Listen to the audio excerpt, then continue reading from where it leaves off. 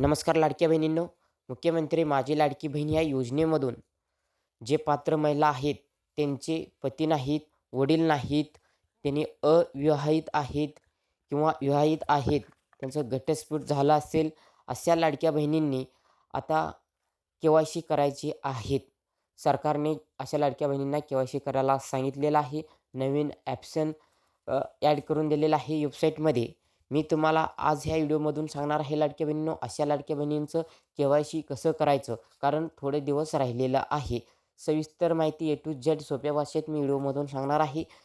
त्यामुळे व्हिडिओ शेवटपर्यंत जरूर पहा आणि आपल्या चॅनलला सबस्क्राईब केलं नसेल तर आत्ताच आरबीटेक मराठी यूट्यूब चॅनलला सबस्क्राईब करून बाजूचं बेल ऐकून हे प्रेस करून ठेवा. जेणेकरून अशी महत्त्वाची व्हिडिओ डेली आपल्या चॅनलवरती तुम्हाला पाहायला मिळतील लाडक्या बहिणींनो. चला तर मग नवीन पद्धतीनं के-वाय-सी कशी करायची सविस्तर आपण व्हिडिओमधून जाणून घेऊया. लाडकी बहिणींनो, सर्वप्रथम तुम्हाला मोबाईलमधील क्रोम ब्राउझर हे ॲप्लिकेशन ओपन करायचं आहे.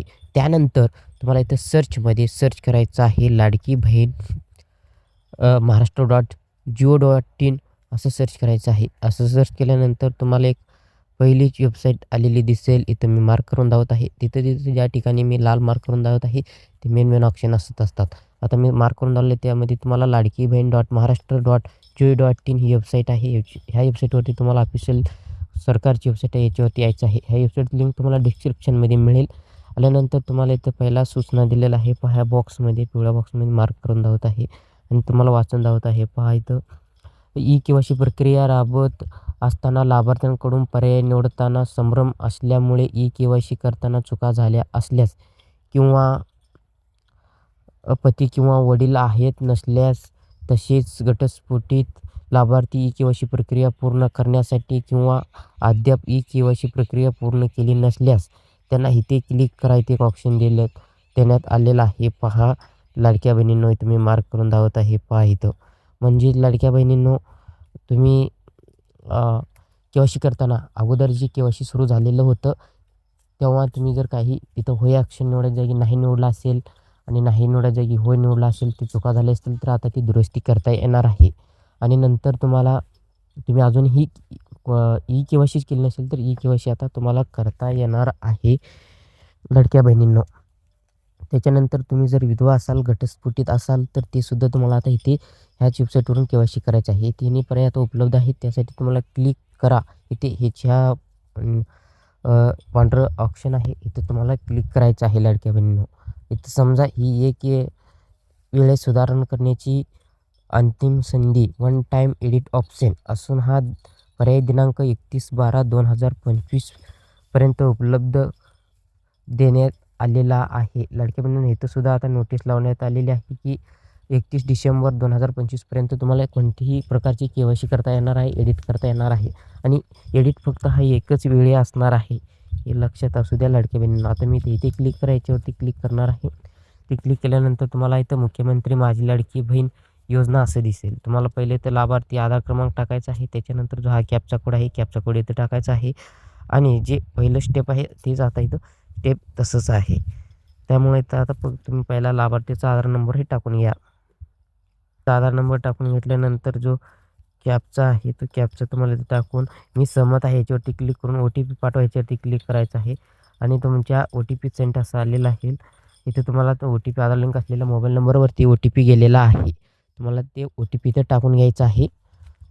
ओ-टी-पी येत नसेल तर काय सर्व्हर प्रॉब्लेम असेल तर सुद्धा तुम्हाला परत ट्राय करायचं आहे. नक्की आता के-वाय-सी होणार आहे. आता काही वेबसाईटवरती लोड नाही आहे. ओ-टी-पी टाकून घेतल्यानंतर इथं तुम्हाला काय करायचं आहे, ओ-टी-पी इथं सबमिट ह्या ऑप्शनवरती तुम्हाला क्लिक करायचं आहे.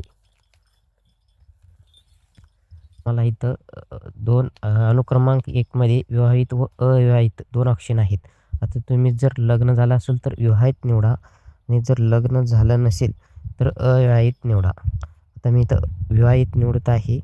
विवाहित त्याच्यावरती टिक केल्यानंतर तुम्हाला अनुक्रमांक 2 ओपन होईल आणि इथं विवाहित निवडल्यानंतर अनुक्रमांक 2 मध्ये तुम्हाला पती आहेत असं एक ऑप्शन आहे. पती निधन झाले आहेत, घटस्फोटित आहेत. विवाह झाल्यानंतर ही सुद्धा तुम्हाला इथं काही ऑप्शन येत आहेत. पती आहेत म्हणून आता जर पती असेल तर पती आहेत असे सिलेक्ट करायचं आहे. जर पती निधन झाले असेल तर पती निधन झाले असं ह्या ऑप्शनवर तुम्हाला टिक करायचं आहे. आणि जर घटस्फोटित झाला असेल तर घटस्फोटित या ऑप्शनवरती क्लिक करायचं आहे. आता पती आहेत, मी तर पती आहे त्याच्यावरती क्लिक करतो आणि त्याच्यानंतर परत पतीचं आधार क्रमांक इथं मी आता टाकतो. पतीचा आधार क्रमांक इथं टाकतो.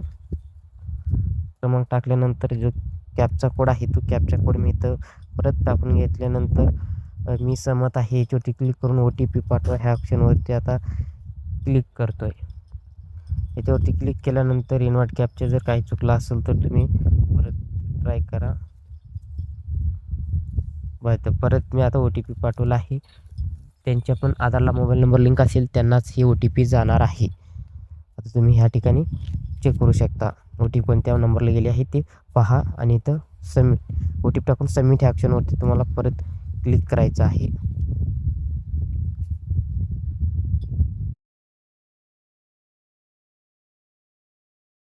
तुम्हाला पहिले इथं पतीचं नाव दिसेल, त्याच्यानंतर जात प्रवर्ग दिसेल.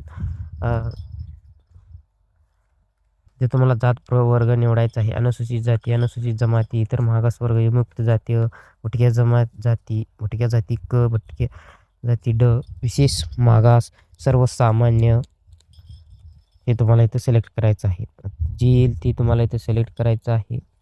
आणि त्याच्यानंतर एक पहिला ऑप्शन आहे. हा ऑप्शन तुम्ही नीट वाचून सिलेक्ट करा. आता इथं माझ्या कुटुंबातील सदस्य नियमित कायम कर्मचारी म्हणून सरकारी विभाग, उपक्रम मंडळ, भारत सरकार किंवा राज्य सरकारच्या स्थानिक संस्थेमध्ये कार्यरत आहे का नाही हे सिलेक्ट करायचं आहे. ते जर कार्यरत नसेल तर नाही याच्यावरती क्लिक करायचं आहे. दोन्ही ऑप्शन नाही करायचं आहे. आणि दुसरं आहे पहा, माझ्या कुटुंबातील सदस्य नियमित कायम कर्मचारी म्हणून सरकारी विभाग, उपक्रम मंडळ, भारत सरकार किंवा राज्य सरकारच्या स्थानिक संस्थेमधून सेवानिवृत्तीनंतर निवृत्तीवेतन घेत म्हणजे तुम्हाला जर सरकारी विभागामधून पेन्शन येत असेल तर तुमच्या कुटुंबातील सदस्याला येत असेल तर होय करा, नसेल तर नाही करा. आता इथे हे सुद्धा ऑप्शन नाही करायचं आहे. AB इथं पहा, उपयुक्त क्रमांक AB व देण्यात आलेली माहिती खरी असून खोटी आढळल्यास खोटी माहिती दिल्याप्रमाणे सक्त कारवाईसह पात्र राहील. तर तुम्ही खोटी माहिती असून सुद्धा माहिती चुकीची दिला तर तुमच्यावर कारवाई होऊ शकतो. आता हे सर्व माहिती भरल्यानंतर तुम्हाला सबमिट करा ह्या ऑप्शनवरती तुम्हाला क्लिक करायचं आहे. आणि त्याच्यानंतर तुम्हाला इथे सबमिट झाल्यानंतर शेवट असेल सक्सेस, तुमची KYC पडताळणी शिष्यवृत्ती पूर्ण झाली. आता तुमची KYC पूर्ण झालेली आहे. इथं पहा असं दिसत आहे. तुम्हाला KYC पूर्ण झालेलं आहे का नाही परत ऑटोमॅटिकली होम पेजला आलेलं असेल. इथं लाभार्थी आधार क्रमांक टाका असे एक ऑप्शन आहे. याच्यात तुम्हाला यामध्ये आधार नंबर टाकायचा आहे.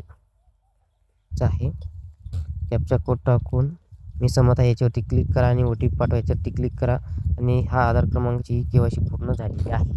असं आलं तर 100% तुमची KYC पूर्ण झालेली आहे. लाडक्या बहिणींनो, आता मी जसं सांगितलं तसं नवीन पद्धतीनं KYC करा. तर लाडक्या बहिणींनो, नवीन पद्धतीनं अशी KYC करायची आहे. तुम्ही अजूनसुद्धा KYC केली नसेल तर आत्ताच 31 डिसेंबर 2025च्या आत KYC पूर्ण करा.